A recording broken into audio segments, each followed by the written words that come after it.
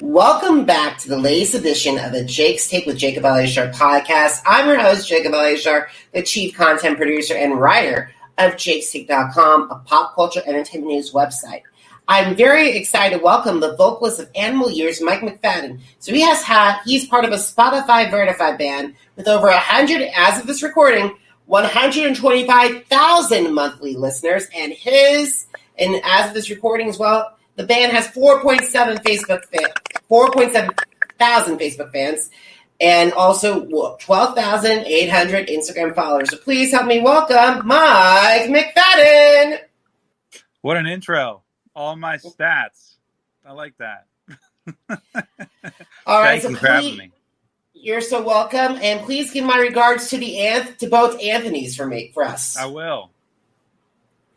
All righty, Mike. So, could you describe the Animal Years origin story to my audience? Sure. So I'm from Baltimore. I was recording an album in Baltimore, and this is around 2012. Anthony Saladino, the bass player of Animal Years, hit me up. He was in New York City. He said, if you're working on music, you should come up here and release it, and we'll tour. We'll kind of be your backing band. We'll find a drummer. And I was like, yeah, it sounds good. So I ended up selling a song, an old song that I had written, to a commercial, and I made like a little bit of money, and I was like, okay, well, this is the perfect time. So I quit my job at Johns Hopkins University. I moved up to Brooklyn, and me and Anthony quickly found Spinnato, our drummer, and we branded the band. We came up with the name, came up with Animal Years, and we started hitting the New York clubs very soon after, and just we're playing every week for a long time.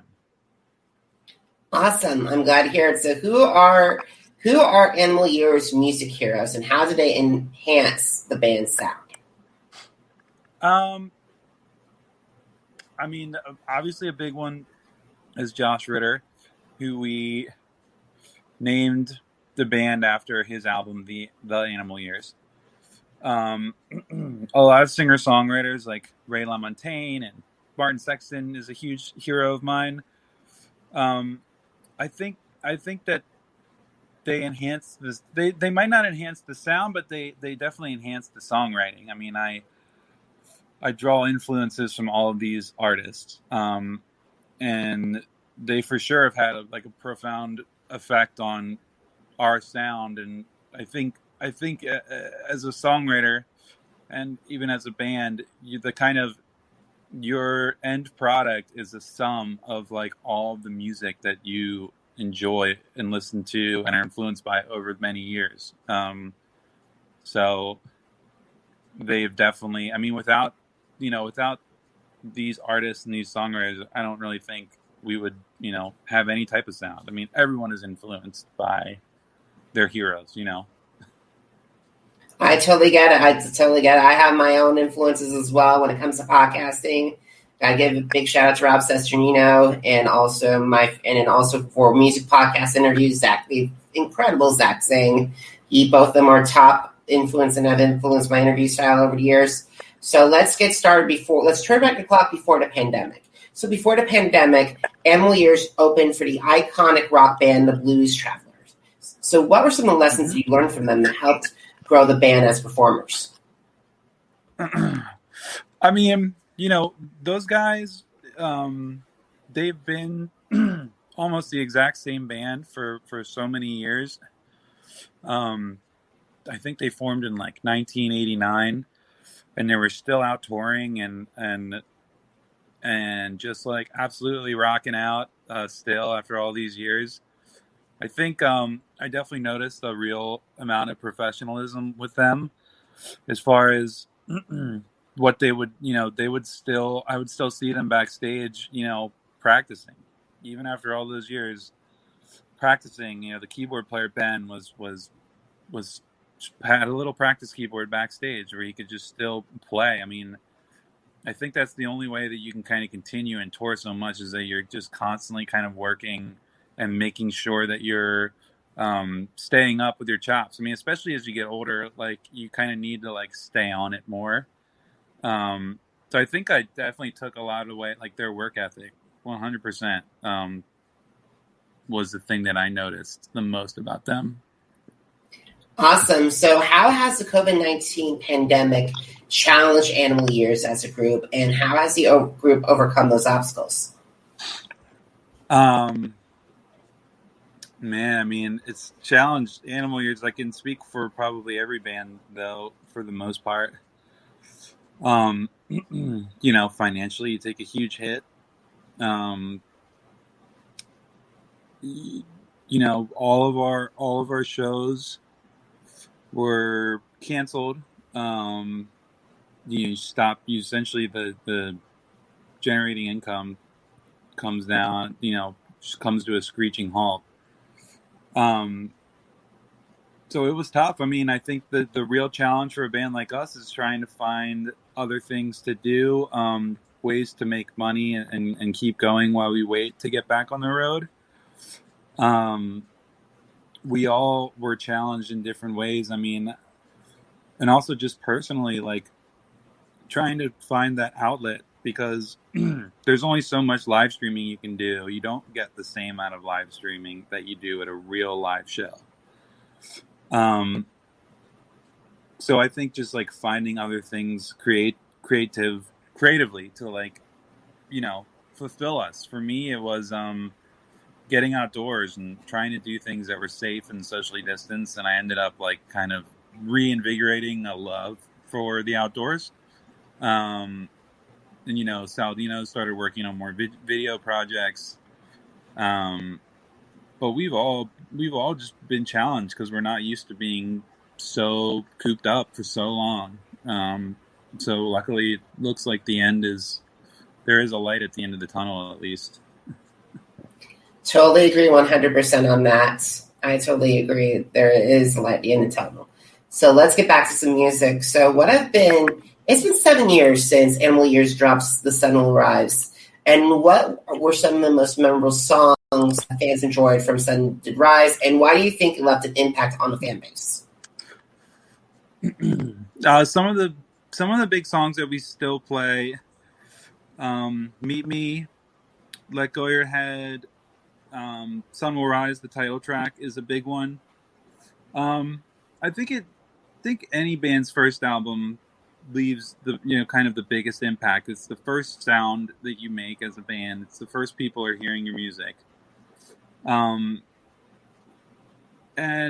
that album was recorded in a smaller studio in Baltimore, and I spent so much time on it.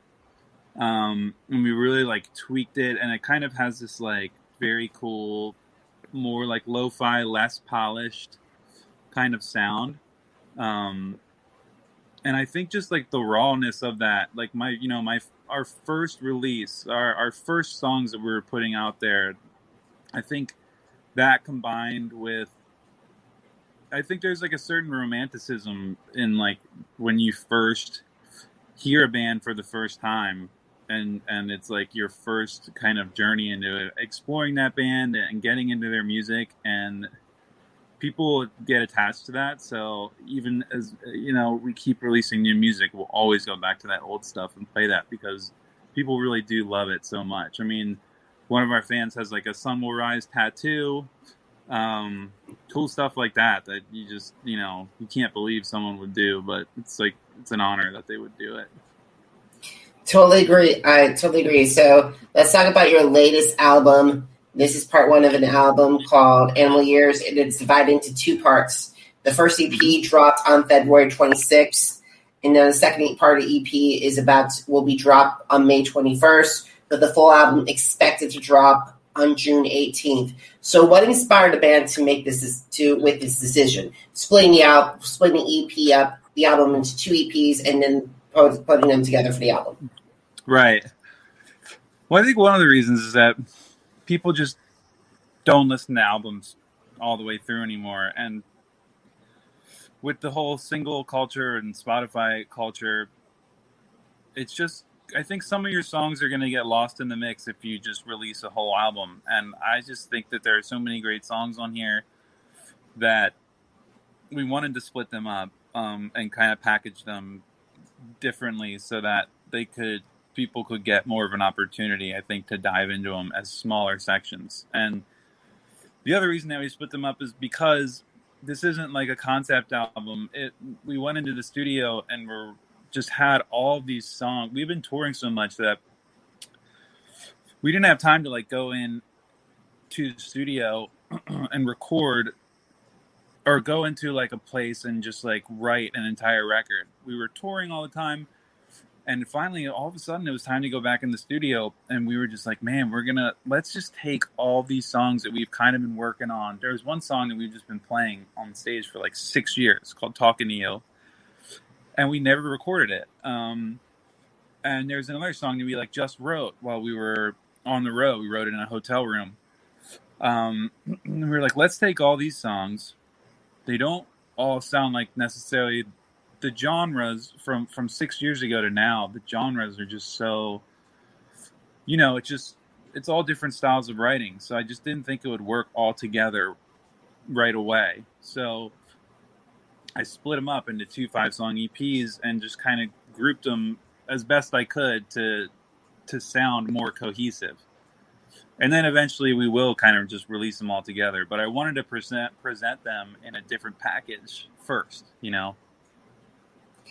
I totally get it. I totally get that, and I respect your decision. It's like so weird that it's so weird that it's sad that we're not doing an album anymore, because it's always what's going to be the next Thriller, or what's the next Baby One More Time, or what's even the next Teenage Dream. It's like, where are those records that define a sound? Absolutely. I love that you mentioned Teenage Dream. It's one of my favorite songs. Yeah, and then especially like I also think about the stuff like Elton John, Leon Russell's Union, or Bruce Springsteen's Rising, and even Fleetwood Mac's The Dance. All those albums I mentioned set the standard when it comes to albums, and for their respective genres. Yeah, and I don't think there are just, we're not the Rolling Stones, and I think if you're going to release, we hadn't released music since 2017, like you said, and just out of nowhere coming out with a 12-song EP or it's 12-song record, I think was just going to just be overload, So I really do like this idea of dropping singles and doing these EPs, and it just makes so much sense, I think, for kind of everyone involved. I totally agree. Let's talk about some of those singles right now. I gotta start with Caroline. It's 7 million streamed on Spotify as of this recording. Yeah. It's crazy. Spotify, I think it just hits all the right marks. It hits all the right algorithms, and it's just one of those like feel-good songs that made it onto a bunch of playlists. And I meet people at shows all the time. They come up and they say, like, I discovered you on my Spotify playlist. It's weird. It's weird to have one of those songs that's just so much popular than all the other ones. We're kind of in that position right now. And it's even more funny because I would say that song is definitely not kind of representative of the band's sound in general. Because a lot of people will come to the show because they hear Caroline, and then they'll see this full-on rock experience, with a 4 or 5 piece, super loud.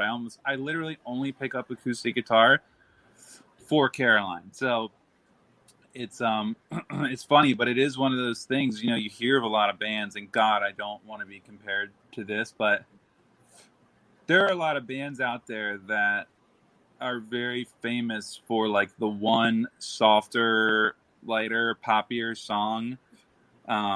maybe it's a ballad or something, and they become famous. That's their hit, but it's literally not indicative of like what they sound like at all. And but I am super grateful, and I do love. I mean, we have had like entire rooms singing that song, and it is so amazing to me because I did write that song in like 10 minutes, I think, and it was just like one of those things where I was like, I just had it in my head, and I didn't know like how much impact it was going to be, or was going to have on places like Spotify.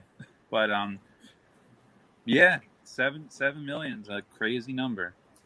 Yeah, it sounds like, and to me, it sounds like your band's for your Dirty Diana, Michael Jackson's Dirty Diana, and then Zac Brown band's cover From Now On from The Greatest Showman. What I don't even know that one. Zac Brown wrote a song for The Greatest Showman. No, Zac Brown actually covered a song from The Greatest Showman. It's From Now On. They actually transformed it. It's a big ballad and inspirational ending to the musical, but then they countrified it and bluesified it. It's really good. That's really cool. I'll have to check that out. All right, so you got to talk about your songs instead of that. So let's talk about What I'm Fighting For. It's a really anthemic song. It's one of my favorites. Thank you. Yeah, that song I really wanted to. I think a couple years ago. I always kind of write. I like to write very, very general kind of themes. I like lyrics that everyone can kind of relate to. For the most part, that's what I do. And I love doing anything I can to kind of do something that is optimistic and hopeful, and hopefully like cheer someone up or get them fired up. And I think I was just at a point in my music career where maybe things weren't going so well, and I had to take a step back and realize, I didn't get in this to be famous or make money or anything, and I just sat down and I wrote this song, and I was like, I don't really. You can say whatever you want. You can do whatever you want. Talk about this band. I'm not going to give up. I'm going to keep doing this regardless of what anyone says or how we are doing. It's really not about. I mean, success is measured in so many different ways, and I just kind of realized like I'm going to keep doing this regardless of what is happening because I love to do it, and no one's going to tell me that I can't. And so I wrote what I'm fighting for about that. But what I love about it is that, and I think I typed this or wrote this somewhere recently, anyone else can use the same exact song for their own life. If you're a nurse who is struggling during the pandemic, if you're someone who is depressed or struggling with addiction or anything like that, like you can use that song as well for you, and the lyrics totally apply to what you're going through, the struggle and the fight that you're going through at this particular time. Alrighty, so the last song I want to talk to you about is the song that you mentioned in this interview, Talking to You. Okay. Yeah. So Talking to You is the first single off of our EP. And that was the one that we had been playing for years. When we went into the studio last in 2017 with Ryan Hadlock, we were considering Talking to You going on that EP, but it was just too poppy for that EP with all the kind of more folky stuff that we were doing. So we decided to scrap it, and when we went back into the studio, we were like, absolutely, we need to do Talking to You. And we were like, we should just put it out first, because it is such a poppy, feel-good song, and people have been hearing it forever and asking where they can get it, and we finally were able to release it. But it's essentially just about it's just that whole kind of look at me now theme. Guy, you know, wants this girl or whatever, and she's not at all interested, and then all of a sudden he's doing well, and this person comes crawling back and all of a sudden shows interest, and it's essentially him going, well, like, too late, you didn't want me then, you can't have me now. And I think so many people have experienced that, and I certainly did at times in my life. And it's kind of this like bittersweet kind of feeling, and I just wanted to turn it into this like very upbeat kind of song. So I did, and I was talking to you. It definitely sounds like Avril Lavigne's Skater Boy. Do you think so? The way you're telling the story about this, Mike, it definitely says that talking to you is like your band's equivalent of Skater Boy. Yeah, you're absolutely right. You're 100% right. I didn't even think about that. I guess I haven't analyzed those lyrics in a while, but that is, yeah. Except I wasn't. Well, I did used to skate a little bit. All right, so rip off Avril Lavigne? No, just kidding. I don't think so. They're two different. It's the idea that's very similar, but to different points of view. But however, it's the overall theme. Right. That's cool. I'm gonna start comparing it to. I'm glad you pointed that out. All right. So who are have you and Anthony decided if there's any singers or songwriters or groups or producers that you want to collaborate with in the future? And if they did say yes, how would they enhance your sound? Man, that's a good question. Well, I mean, Anthony and Anthony are both into a lot of like some of the newer like funk kind of stuff that's happening, like Wolfpack and Anderson .Paak, and I'm sure they would love to work with those guys. I think I don't see this band like musically collaborating with other people, but definitely like on a songwriter side, there are people that I would love to write music with. Later this week, I'm writing with a guy his name's Stephen Fiore, but he's in a band called Young Mister. I mean, like any of my heroes, I would love to write with, and I'm so influenced by them that if I'm writing with them, I'm sure we're going to come up with something that's unique, just because of my kind of sound from learning from them and listening to them, and then them also contributing. I mean, I would love to write with Martin Sexton. That would be a dream of mine. I would love to write with John Mayer. I think that would be amazing. Actually, yeah, and John Mayer could definitely play guitar on some of our tracks. I mean, that would be super cool. I'm sure, like, I guess the thing is it would definitely have to be a producer who was awesome. Like, for example, our last album, our producer was also a multi-instrumentalist, and I think that is really important for us, because he was able to go in and play keys and organs and guitar and mandolin, and he contributed all these things. So whoever is out there that's a producer / like player, I think we would absolutely love to work with. And Paul, if you go and listen to this album, you'll see, and you look at the credits, you'll see just how much like he contributed to the sound that we were making.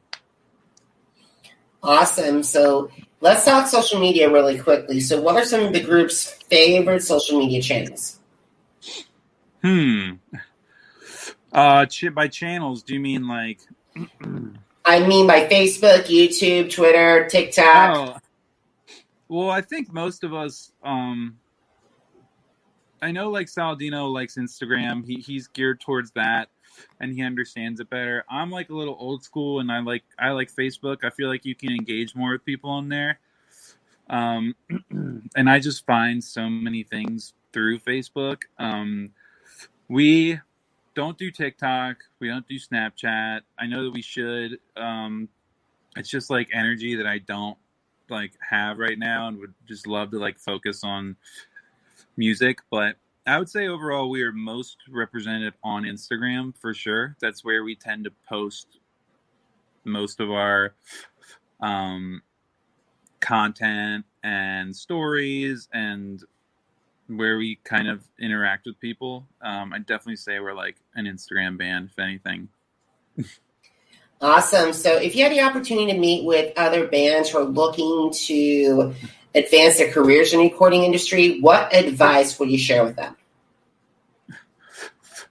I mean, I would say definitely don't be concerned about looking for a record label. Go out and tour as much as you can. Just write music every day. A lot of people think that they need all these other people to get them where they need to go. And, it's definitely great to have a great manager if you can find one, and a great booking agent. But you don't need a record label to get your music out there.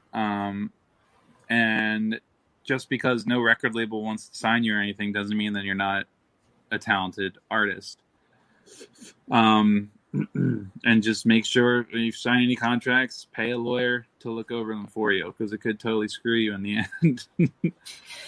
But just have fun, I think, is the main thing. Don't, if you're worried that you're not making any money, then you got into it for the wrong reason. Because I don't think anyone gets into music to make money, to be honest. Money comes after success, and not everyone's going to have that, like financial success in music, but that shouldn't matter, because it's really, you get into it because you want to be creatively fulfilled. Absolutely, 100%. So speaking of music, where can my audience download or stream your music? And also, where can they connect with you? They can get music anywhere that music is available, essentially. Amazon, iTunes, Spotify. We always love when people buy our music on iTunes and Apple Music and Amazon and all that. Most people listen to it on Spotify. If you want to engage with us, reach out. Our Instagram, Animal Years Music, or you can just look up Animal Years on Facebook and reach out that way. Those are the two places that we tend to interact with people the most. Alrighty, awesome. So, guys, if you missed an episode of the Jake's Take with Jacob Elyachar podcast, head to Apple Podcasts, Google Podcasts, Spotify, and Spreaker. Just type in Jake's Take with Jacob Elyachar, JACOBELYACHAR. Are you on social media? I'm on social media too. Head over to Facebook, Instagram, Twitter, and YouTube. Jacob Elyachar, JACOBELYACHAR. I'm very excited to share this with you, Mike. The Jake's Take with Jacob Elyachar brand that started it all with jakestake.com is turning 10 years old this year. Wow. Congratulations. That's quite an accomplishment. 10 years. It's longer than we've been a band. Alrighty. So, guys, head over to jakes-shake.com for more articles, more interviews, and reviews. Mike, thank you so much for taking time out of your schedule to talk with us today. I really appreciate it. And you guys are awesome. I cannot wait to see more from Animal Years. Well, thank you, Jake, for having me. I appreciate it too. I had a lot of fun. Can't wait to watch this back. Awesome. Alrighty, guys. Thank you so much for watching, and thank you so much for listening. Until next time, have a fantastic day.